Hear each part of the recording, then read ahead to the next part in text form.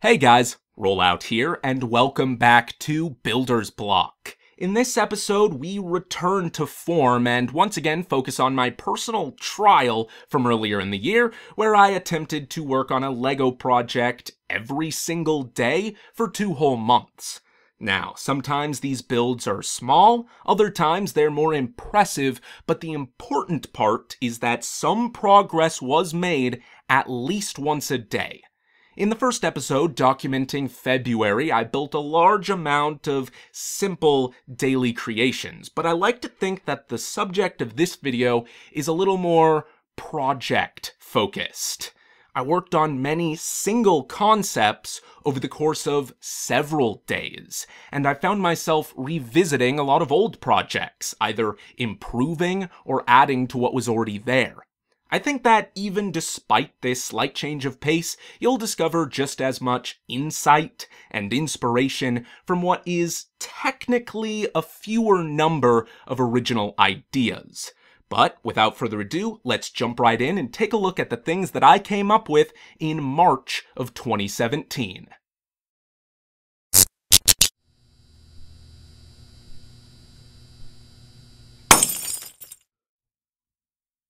So for the longest time, I've wanted to use these old school excavator bucket pieces for something interesting because they seem like a pretty useful part on the surface. There's a lot of options here. There's a lot of connections. It's very diverse. You have some studs, you have some hinges, you even have some inverse connections on the sides. But you also have a lot of empty space up here, on this side, on the inside even, and I can never think of something to do with all of that. Now, this was a very short-lived attempt at a transformer. I kind of ended up with a final product before I even knew it and decided to stick with it. I like to think of this as sort of an escape pod. It's got some jet engines back here. I think of it as attaching to a larger futuristic submarine of some kind, and then shooting off and rising up to the surface, and then once there, it expands into this sailboat. It's very simple, but it's kind of cute, fun to mess around with. I just wish I would have come up with something a little bit more, you know? On the next day, I received what would be my first of many BrickLink orders this month. I went kind of crazy with BrickLink, but on this day I wanted to build something that exclusively used parts from my order.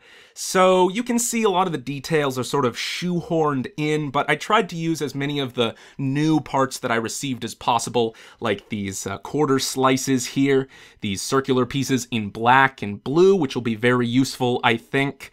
These here, which used to only come in clear, I think, but now they're coming in solid colors, which is very exciting. And then you have this piece here, which is just a tow ball with a rod attached to it, and that is extremely cool. I can't wait to see what I can do with those.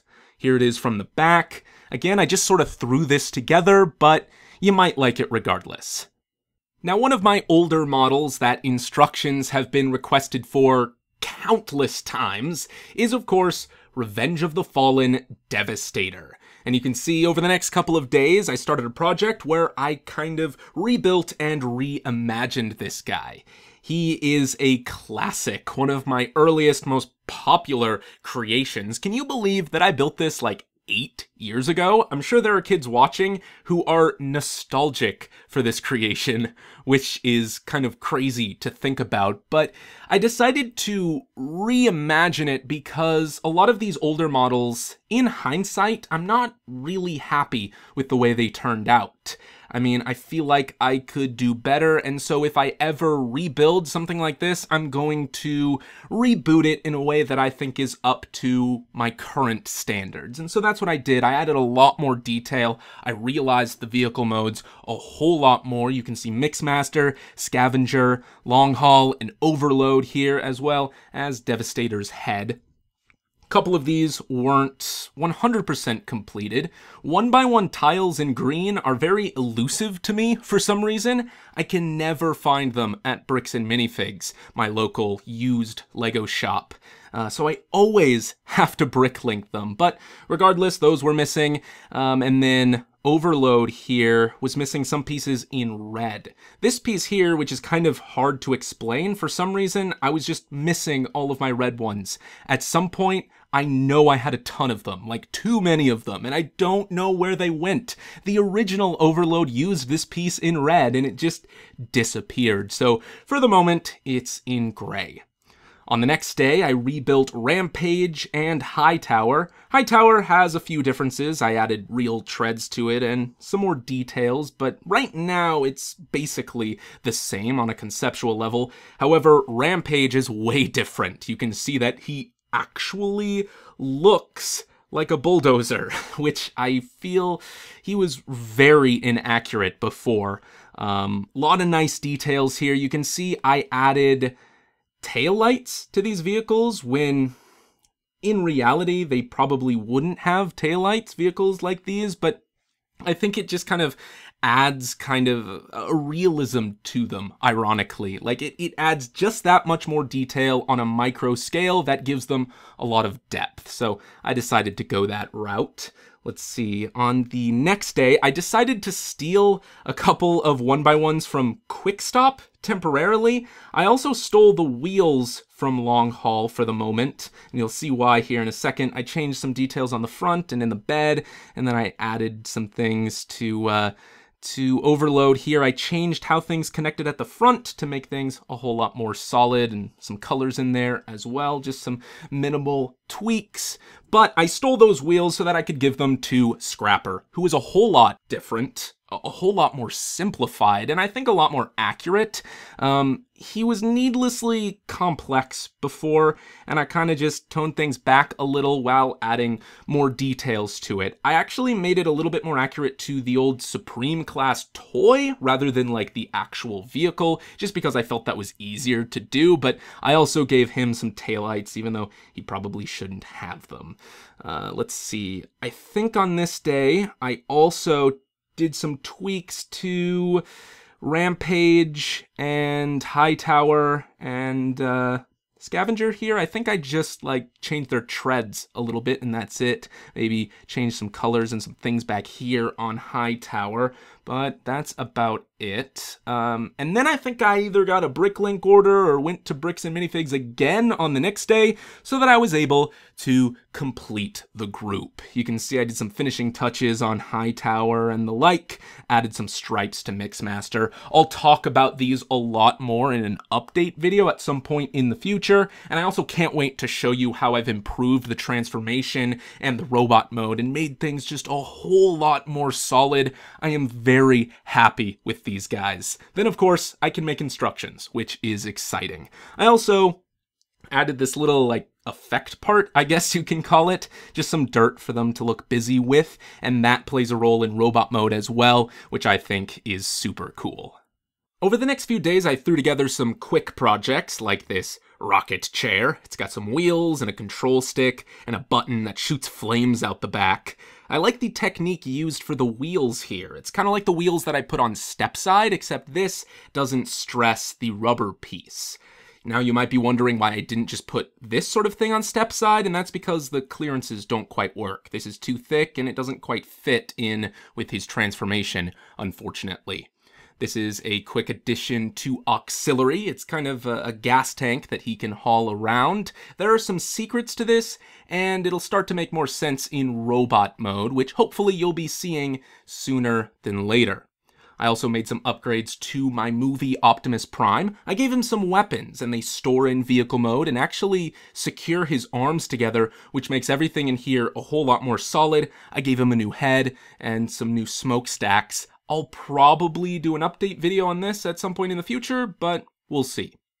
Now, in the first episode, I talked a whole lot about techniques or building styles that I'd seen on the internet, but I've never tried myself. And this next one fascinates me. People take a bunch of 1x1 plates and stack them on top of each other to capture the essence of a character or a group of characters in a very minimalist style. So I tried my hand at this and created the cast of Voltron Legendary Defender. I love this show, and I think these turned out great. They're very recognizable, pretty striking. I love the colors, especially on Allura and Koran, but then of course you have Lance, Keith, Shiro, Pidge, and Hunk. I wanted to build something from this show, but I've tried to make an actual Voltron so many times and have failed. Like, ideally, I'd want it to transform, but at the scale I want to build it at, that doesn't seem feasible. And I've even tried to make one that doesn't transform, just kind of a model of the robot mode, and that hasn't worked out for me very well either, so oh well, for now I'm fine with just having these. So having built some weapons for Optimus, I also wanted to give Sideswipe the guns he had in Dark of the Moon. So on the next day, I did just that, and I'm realizing that now would be a pretty good time to explain that Devastator is not the first LEGO Transformer that I've rebuilt.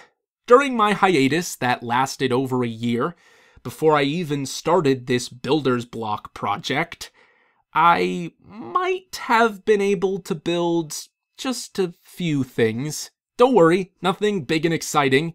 You didn't miss much, especially since I was never able to come up with any new Transformers.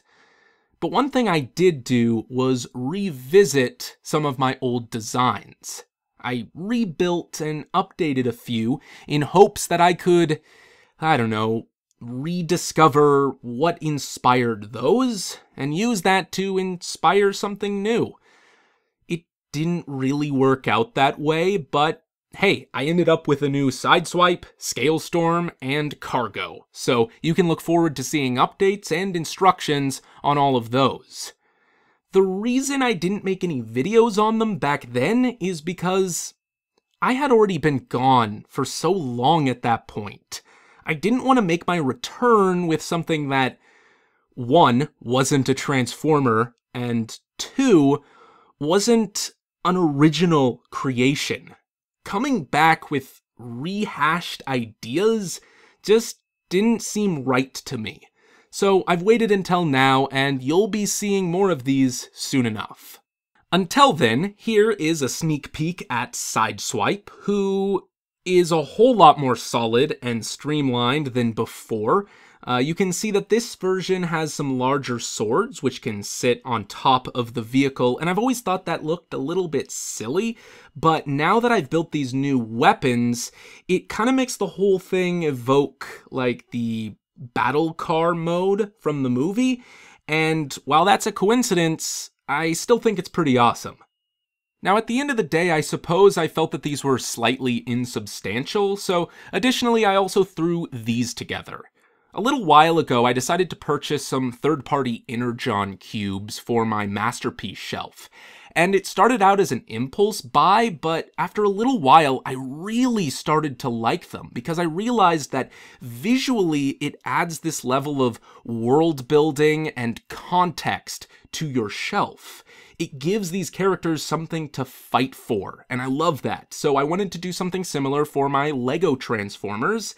And while these are extremely basic, I think they're a lot of fun. You can have your characters hold on to them, I can toss them on top of auxiliary or throw them inside of cargo, and despite how simple they are, once again, I just feel like it adds some depth to your display.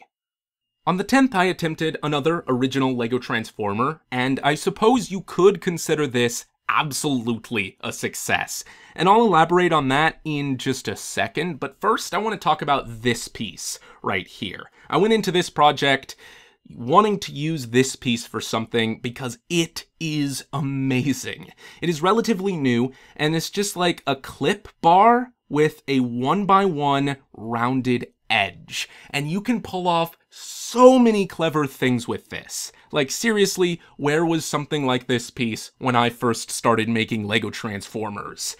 Kids these days with all their fancy advancements in the LEGO system, guys like BX Bricks and Aeronoblis and Air Raid, just to name a few, are taking the Mixel toe ball joint system and just rolling with it in these amazing ways. Like, it's revolutionized things, and I am so happy with where the LEGO Transformers community is right now. It's awesome.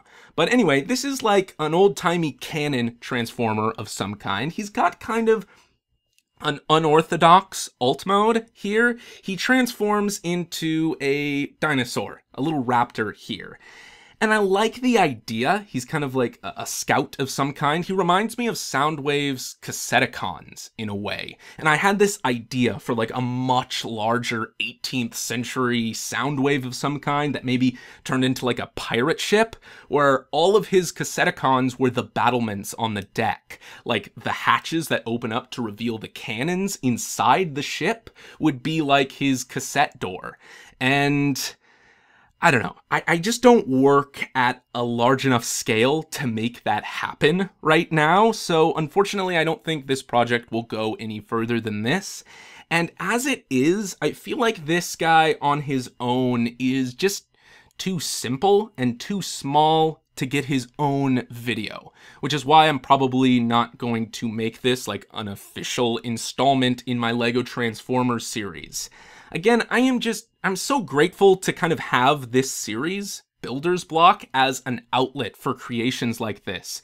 Because over the years, my standards have kind of raised, and it's probably not healthy, because I've built dozens of creations like this that have gone nowhere, that I haven't made any videos on because I just didn't feel they were up to some arbitrary standard. But now I can show them off, and I'm happy about that. Anyway, here he is from the back. He's pretty simple. You can probably build him if you have all the pieces just by looking at these pictures. And maybe if you do build larger Transformers than I do, you can kind of make that Soundwave idea a reality. I'd really love to see it, honestly. If not just like fan art or something. That would be really cool. So a little bit of context for this next one. As time goes on, I kind of start to disconnect my movie Optimus Prime from the actual Michael Bay movies. Now, I think that my LEGO Optimus Prime design is so stylized and, to be honest, so inaccurate from Movie Prime that it can almost be considered its own thing. Like, clearly it is based off of Movie Prime, but I've started to see it differently. And so I've had this idea to kind of reimagine all of these staples of the Transformers series in my own way. You know, create a Soundwave and a Bumblebee based off of previous designs they've had in the past, but in my own style to complement Optimus Prime. And so this was an attempt at a Megatron, and to be blunt, it failed. It straight up failed. This is the first time since I started this daily regimen where I legitimately felt Builder's Block. And I felt it hard. Like, all of the symptoms were there. The tightness in my chest, this crushing claustrophobic feeling that just forced me to stop. This was going nowhere, and there was nothing I could do about it. So, while that's unfortunate, if you recall, if you watched the last episode of Builder's Block, around this time is when I had the idea to check when my local LEGO convention was happening, when Bricks Cascade was going on, and it just so happened to be going on right then. Right when I had this feeling.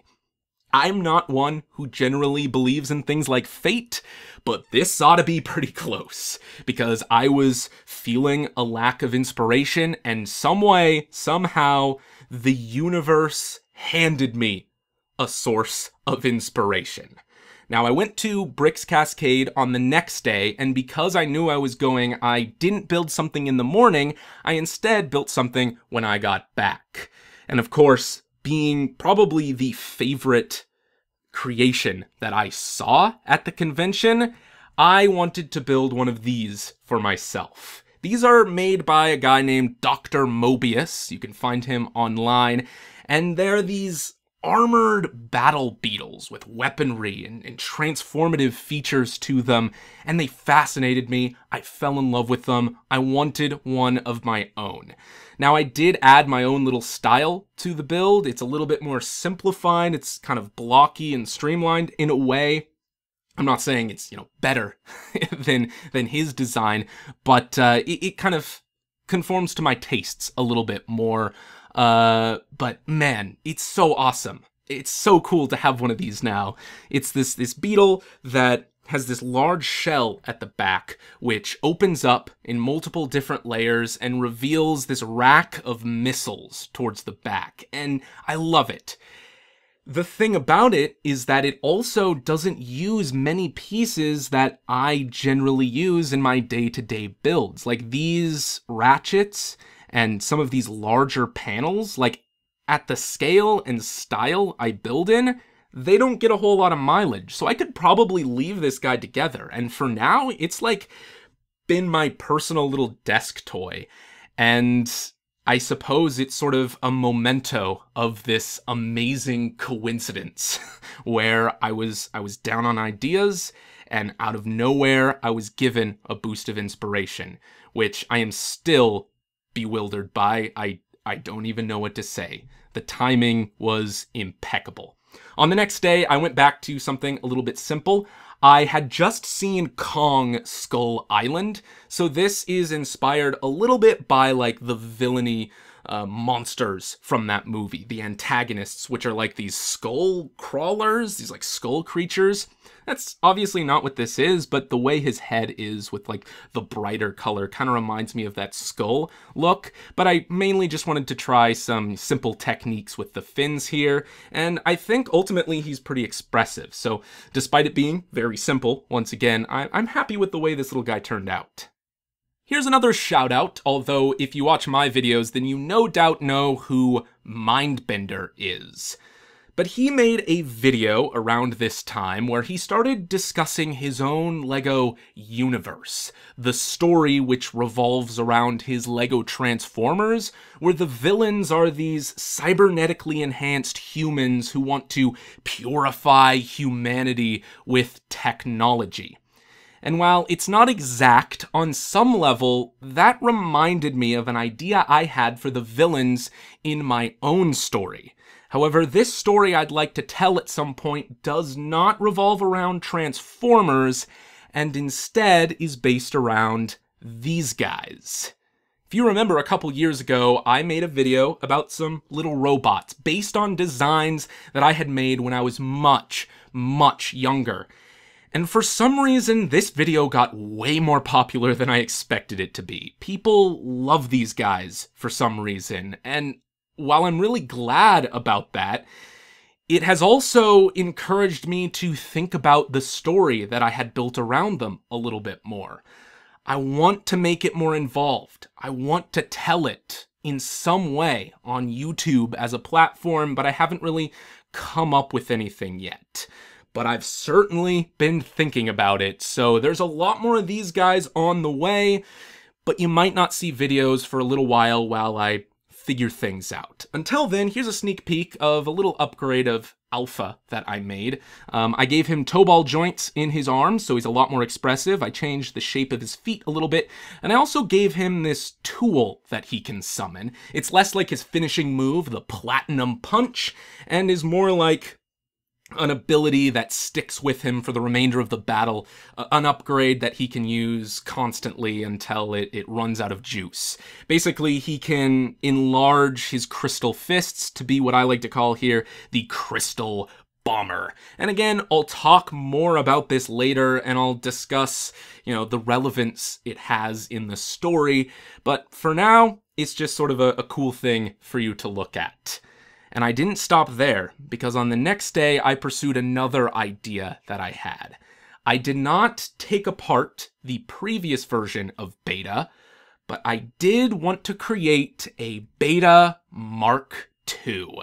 And I love the way he turned out. This design is so awesome to me. Again, there's a lot of story-relevant details about this, which I intend to explain at some point in the future, so stay tuned for all of that. But until then, I'll leave you with just a teaser. Next up, we have another transforming robot. This was another one-day project, and notice how I did not call it a transformer. Once again, I would not consider this an installment in my Transformers series, but I have a slightly different reason as to why this time. First of all, here it is in its futuristic police car mode. It's big, it's beefy, it commands the road. Here it is from behind. And here is a quick depiction of the transformation. It's a relatively simple conversion, but it's got some neat points to it, and you end up with something like this.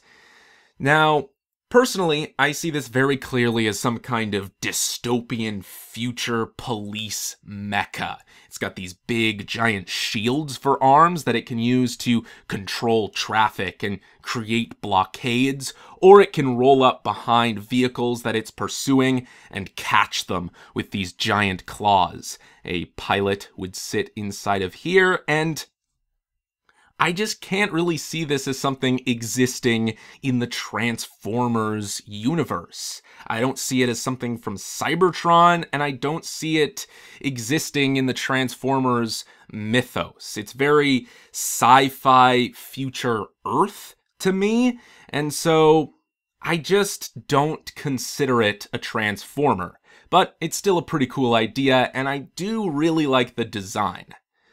On the next day, I think, actually the day before, is when I attended the Art of the Brick at OMSI, and I'd seen Nathan Sawaya do this technique. He'd build letters into his models sideways. I mean, Lego has done this technique before. I've seen it on countless mocks, but I wanted to try it myself, so I did something simple. I just wrote rollout, but I think it's a pretty clean mock. And all things considered, I do like the way it turned out. On the 18th, I once again returned to my little fighting robots project. I should really start coming up with a better name for this series, but anyway, ever since I built Alpha and Beta, there has been a lot of speculation about Gamma. I've gotten many suggestions, the most popular of which being that Gamma should be some kind of combination between Alpha and Beta, and while that might be a cool idea, that's not really what I'm going for, because I've had the idea for Gamma for a long time. So all of the bots that have Greek letters as their name are very intrinsically connected to each other and to the core of the story in this plot that I am fabricating. And they all share a similar motif. Alpha has kind of this crystalline look to him, and you'll notice that Beta Mark II now has something similar. There is a story reason as to why he didn't originally, but of course, I'll explain all of that later. Gamma also shares this motif, and while Alpha was blue and Beta is now red, Gamma is green. So here's just a rough build of Gamma. This is just basically what he looks like. Some of the colors will be a little bit different, and some of his concepts will be better realized later in the month, so stay tuned for that. On the next day, I just sort of threw this together. I guess I took a break. It's just a very simple little, like, dagger or sword. It's extremely cartoony, but on the other hand, it's very clean. I can see this as like an accessory for a Bionicle mock, or maybe for a larger system sculpture. I don't know. It's extremely basic, but I kind of like it. Now on the next day, I received, yes, another BrickLink order. This is one of many, and still not the last. But now I could finally try something that I've wanted to do for a long time. If you remember the original video that I showcased Alpha in, I talked about maybe wanting his color scheme to be different, to be more accurate to the original model that I made years and years ago when I was like 7 or 8, maybe. I just sort of worked with what I had, so he had to be this uniform darker blue color. But now I have the pieces to make him a little bit more accurate. So let's see what he looks like. First of all, I got some orange clips so that his arms could be this brighter orange color. And I also got a lot more light blue so that his upper body could be much brighter than his lower half. And this is what he looks like now. At first, I really wasn't sure how to feel about this, but I think I started to realize that I only didn't like it because it was different from what I had become used to. I'd had the new alpha in the darker blue color scheme on my shelf for so long that this change was just kind of jarring to me. But as I had both of these models on my desk for about a week, it really started to grow on me. So I suspect that a lot of people aren't going to like this, but maybe it's nostalgia. At this point, I really, really do. So for now at least, this is what Alpha is going to look like from this point on. On the 21st, I decided to experiment with a very specific kind of connection here, where these finger hinges can slot into grill tiles. So you get some very interesting shapes that are possible with something like this, and the spaceship here looks kind of nice, but it's all extremely fragile. If you put the wrong amount of pressure on one of these corners, the whole thing just explodes. Which I suppose you could consider sort of an action feature, but it's extremely tedious to put back together, so I don't know if it's a good idea. That said, maybe I could implement it in a better way for some detail work on a future creation, so I suppose it's not entirely useless. So earlier I talked about during my long hiatus, I did create a couple of things, and one thing I did every once in a while was put together another one of these little robots. I built this guy a long time ago. His name is Garudan, he's Firebird themed, and he plays sort of the rival's rival role, which is sort of a common anime trope. The guy who controls Beta has some history with the guy who controls Garudan. There's sort of a secondary conflict. None of that really matters right now, but it's worth noting, I suppose. You can obviously see this is Beta Mark 1, so this happens before Beta Mark 2. In fact, Gamma happens before Beta Mark 2. Oh well. Anyway, the reason I'm bringing all of this up now, the reason I'm showing this guy off here, even though I didn't build him on this day, is because the original idea always included kind of a type swapping ability, where these feathers could be switched out for different ones. He could alternate his mantles to gain different abilities. The reason I never did it back then is because I just couldn't see myself having him up on the shelf with anything but his basic fire type mantle here, so I just never got around to it. But since I'm doing this, daily build project, I figured, might as well make it one of them. So I threw this together, a white recolor, which I suppose gives him ice powers, and a green recolor, which I suppose gives him wind powers. Up next, suddenly, a transformer. Yes, a real transformer. I couldn't come up with any arbitrary excuses as to why it shouldn't be, so I suppose that's what he is. Now, usually my Transformers projects don't move this quickly. At the end of the first day, more often than not, I just have a blob of parts. But at the end of day one, here we have what is obviously an excavator. I think it's kind of funny that on the first day of the month, I set out to do something unorthodox and interesting with this piece, and now here we are, and it's just an excavator bucket. Mildly disappointing, but I suppose that's just how it goes. He's not completed at this point. Over the next few days, I added a couple of details. You can see I changed the arm a little bit here. I added a seat to the inside, and I added some lights back here. And then on day 3, I changed the treads a little, added this shovel, and some lights to the top. Now, even at this point, it's still not done. I had to wait on another BrickLink order. Until then, though, this is LEGO Transformers Leverage. And on the surface, his name seems pretty straightforward, but in actuality, it's another really stupid pun, and I can't wait to explain that to you guys. Oh yeah, and, also show you the transformation and the robot mode. I mean, if you're into that sort of thing. Now, around this time, the new Power Rangers hit theaters, and I actually really enjoyed this movie. I went in with super low expectations and was happily surprised, so I wanted to build something from it. I thought about maybe building one of these Zords individually, or an Alpha 5, that seemed pretty simple, but I wanted to at least attempt building the Megazord. I wasn't sure how well it would go at the scale I wanted to build it in, so during the first day, I didn't think I'd get much further than this. Just a bust.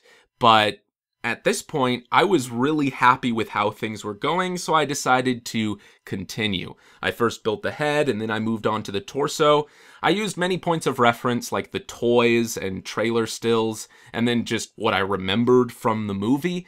And I started to realize that there are a lot of things about the toys for this Megazord that are extremely inaccurate, but we'll talk about that a little bit later. On the next day, I threw together some arms, which are pretty simple, and some legs here.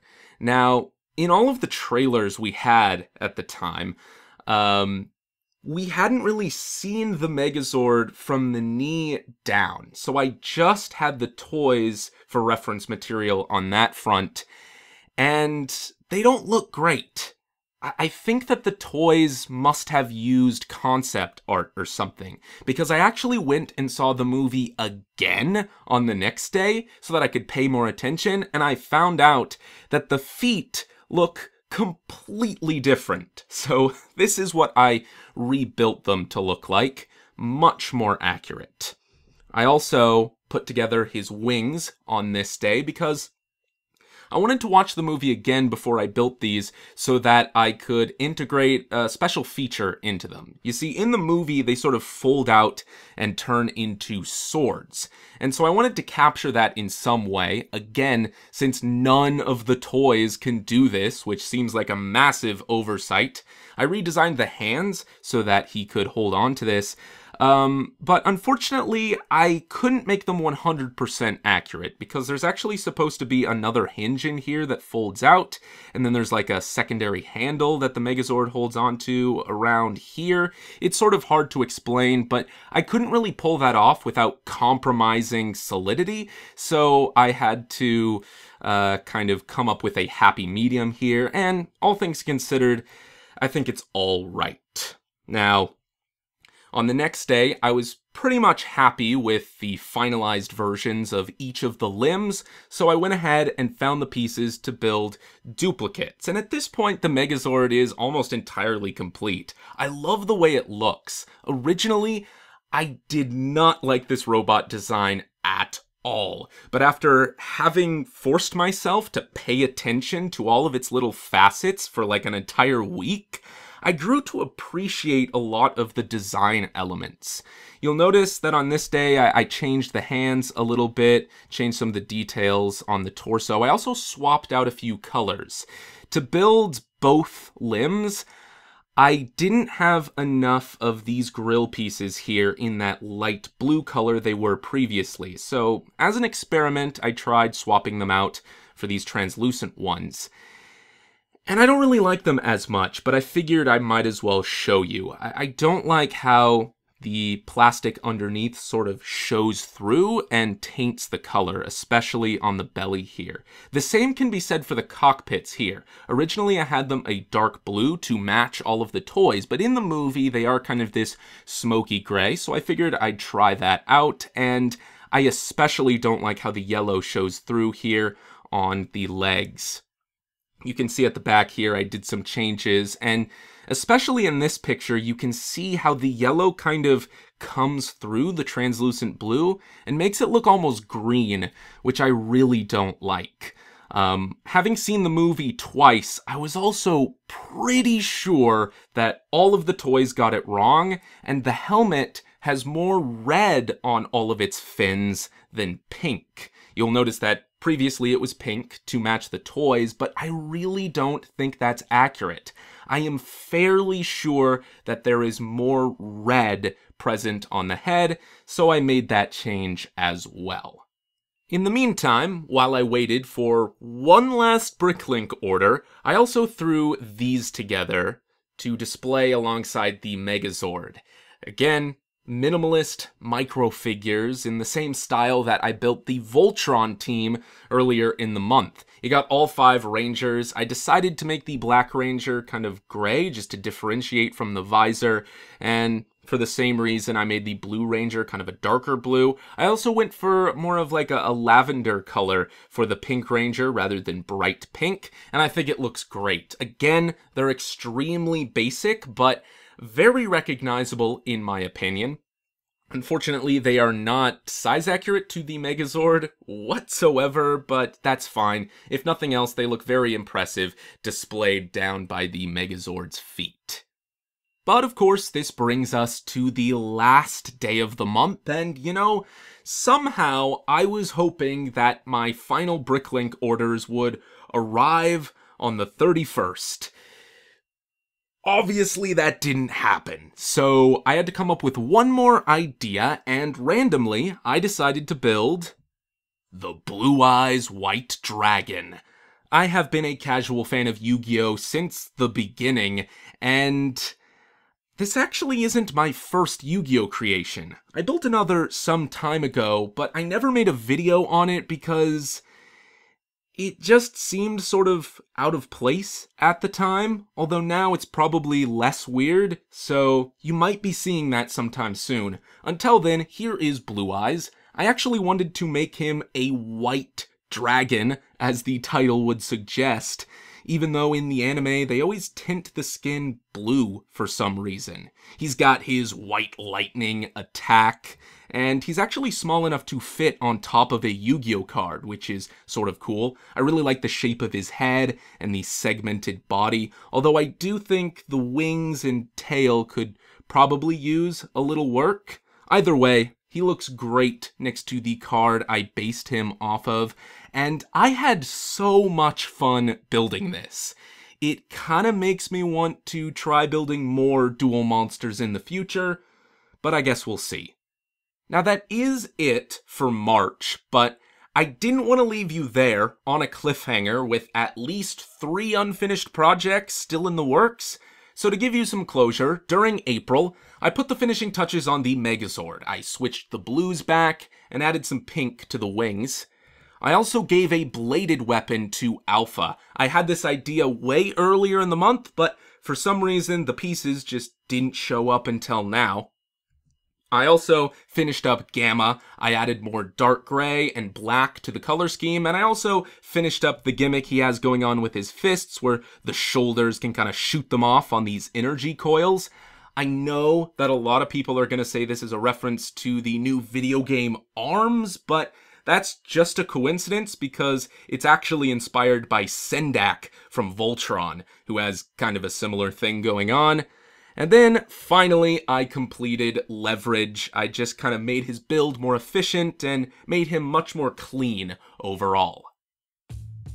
That's also gonna just about do it for today's episode of Builder's Block as well.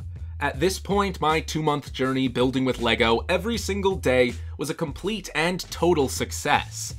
Just for starters, I wanted to see if I could go on for that long without burning myself out, and luckily I didn't. However, since then, the project has temporarily come to a close while I catch up with myself. These first 3 installments have taken so long to come out simply because of their length, which is not how future episodes will be presented. I'll be taking a break from this series while I work on producing individual videos and instructions for many of the things I've shown you over the last few months. Once I'm all caught up, and I've got nothing left to show, I'll start again with my once daily projects, and Builder's Block will return as a shorter, weekly show where we briefly take a look at the things I've built over the last 7 days.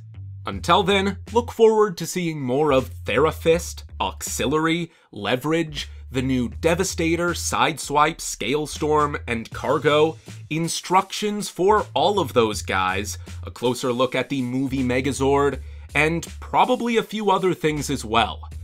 It's gonna be a busy summer. As always, don't forget to like this video and share it with your friends. Let me know in the comments which creation was your favorite, and if you'd like to show me your own, you can always send pictures to contactrollout@gmail.com. Make sure to subscribe so that you don't miss a thing, and until next time, this has been Rollout, signing off.